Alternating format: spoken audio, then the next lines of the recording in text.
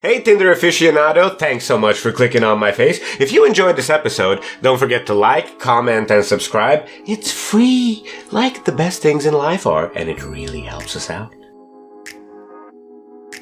As some of you might know, American and European Tinder are very, very different. See, in the USA, Tinder is used almost entirely just for hookups. It's like a meet, mate, leave kind of deal. While in Europe, it's more like a meet, mate, marry, get disappointed in your long-term decisions kind of deal. Which makes bios, or descriptions if you will, very, very important because they're technically your CV into getting laid and finding a mate to share the rest of your life with.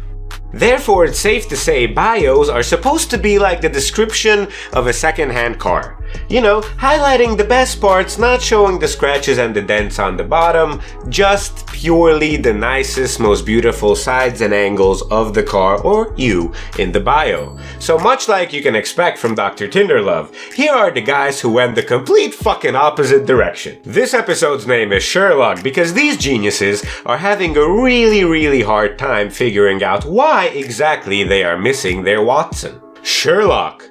Yes, I'm probably going to die here, so I'm looking for a person with who we can share each other. In return, we can save on the price of the grave. God damn, Sherlock. In your place, the only grave I'd be worried about is the one where you have to bury your chances of getting laid. Because that's gonna be a big-ass fucking grave. Pricey. Sherlocka, if you made an instrument out of a dead body, would it be a necrophone? No, it would be the organ. Dummy. The next part says, appreciate my trash, dark, or whatever humor. Trash? Yes. Dark? Kinda. Humor? Very debatable. Drunk board games or concert nights are best. Well, not necessarily drunk. I'd like a whiskey on ice without the whiskey. I'd like an ice cream, but just the cone. I like having sex with a condom without the penis. And why does it have to be board games? Have you ever played Drunk Twister? You know how fun that is? Have you ever played with other people, man? Don't get it twisted. But when I say played with other people who are not related to you, makes a huge difference. Mandatory quote, which is just a meme which we're going to ignore because at this point, let's be honest, no dank meme is going to bring you back. Sherlocky, you know you scroll through the fake profiles when you get to the ugly girls. Cause in his world you're either ugly or you're fake. Now I wonder, Sherlocky, does this apply for men as well because we have seen your real face? So, you're definitely not ugly, which now automatically makes you not real. Sherlock! Okay, I took the quiz, and it turns out I do put career before men. That's a Chandler quote! What's wrong with this? Why did you make this list, man? Hey girl, are you a toaster? 'Cause I bathed with okay. So clearly Chandler took a turn for the dark side. What is this? If this is like a HBO version of Friends. It's the same jolly show, but people die. Joey drops a racial slur every episode. Ross is a sociopath who keeps people in his basement. And Phoebe is actually a porn actress. Like a legit porn actress. A good one. So for this next category, let's steer away from all this darkness onto the plane of complaints. These next guys have a problem, and they are not hesitating to show you and tell you all about it. Sure, looky look. If someone is really interested in, they will find me. I'm tired of this left-right things. Insta. Find me, but I won't do anything. How do you complain about the most convenient form of dating? You can literally find a lady by swiping on your phone while taking a dump. What's next for you? What's convenient? What would please your majesty? Ordering a lady through Amazon? Alexa, find me a hot chick in my area. All those porn sites said there's many around me. Sherlock pick. Tinder is such a weird buffet of tits and ass, just trying to swift through it. surprise me with how interesting you are? 184? Okay, listen, first of all, you're not Simon Cowell. You don't get to tell anybody to impress you after a description like that, okay? Second of all, Tinder just started being full of tits and ass, and no man has ever complained about it, so do not fuck this up for us, okay? Join a book club. Our next topic is about messaging. You see, a lot of guys ask me, what's the best way to start a conversation? How do you start a conversation on Tinder? And my preferred method is trying to be funny while finding a topic that we're mutually interested in and I know about so we can keep a conversation going. Best is to keep it short and sweet. So of course, here's someone who kept it long and bitter.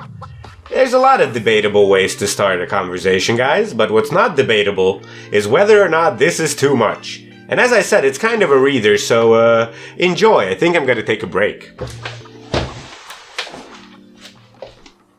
I'm not ready with my presentation about cultural determinants and effects of rumors, but I'll be soon. I can hello you, help, and explain how cultural and genetic determination makes some societies slaves, free, closed-minded, open-minded, hardworking, or lazy. How rumors became a tool to control people's behavior, etc. Genetic determination has something to do with entire societies being open-minded, or not? I severely doubt that. This is cultural determination, not genetic. This has to do with socialization and stuff, but not with genes. I didn't write it. I wrote genetic and cultural. But genetic determination has impact to culture and lifestyle. In which sense exactly? I know in the modern world the trend is to eliminate science and biology from our life, but it's a way to nowhere. In which sense? Travel to Africa or Latin America or even to USA or South Italy and compare lifestyle there with lifestyle in Austria, Russia or Poland. Genetic determination, which is actually determined by the environment and climate. Compare creativity of people there and creativity of people here. You're starting to hate me, but answering your question. No, I'm not racist, etc. And I love lifestyle in Mexico, Middle America, and Mediterranean area. Of course there's a difference in lifestyle and everything else you mentioned. But this is no genetic determination, this is cultural and social determination. Just look at adopted babies. Chinese raised in Middle Europe by Austrians or Germans, or Mexican, or whatever. There's no difference in behavior, beliefs, values, etc. Except what their cultural and social surroundings offer them. Nine. Do you know adopted black children? And I by far do not eliminate science and biology from my life. I'm a big fan of neuroscience, physics, and psychology, and include it in my studies wherever it's possible. Chinese is not a good example. People there are similar to us. I know Chinese and Mexican adopted children. But if you look at USA, even if black people are preferred, they still can't achieve so much as white or Chinese. And genetic is not a fake science. This who you are is determined by your genes. It's science. Yes. Because system, man. Sorry, but there's tons of research that says white people of color can't achieve as much as white people. Please show me a single study that validates your theory. I don't have any at my phone. I even don't know if there are any available nowadays. It's not allowed to say or do something like this. But I can find a list of patents from last 10 years. From US. The system is bad. I agree. But still, even if there are black and Chinese people preferred at US universities, they don't achieve so much as white people. I don't mean all because one of my best friends is a PhD at one of the best universities in States. And actually, he explained it to me. He's anthropologist or something like this. And the explanation was very simple. When in North Europe had to fight, think how to survive cold winter, build houses, hunt, etc. People from places with nice climate didn't need to do anything. They had fruits everywhere around. They didn't need to think how to protect themselves from cold winter. And it didn't work because it was actually too hot. 2 hours in the morning, then whole day living in the shadow, and 2 hours of work in the evening. So, and because of the statement of one guy who is anthropologist, you believe this is somewhat true? It is logical. Only because something sounds logical, it doesn't have to be. Moreover, it doesn't even sound logic. What about migration periods? Mixing genetic material?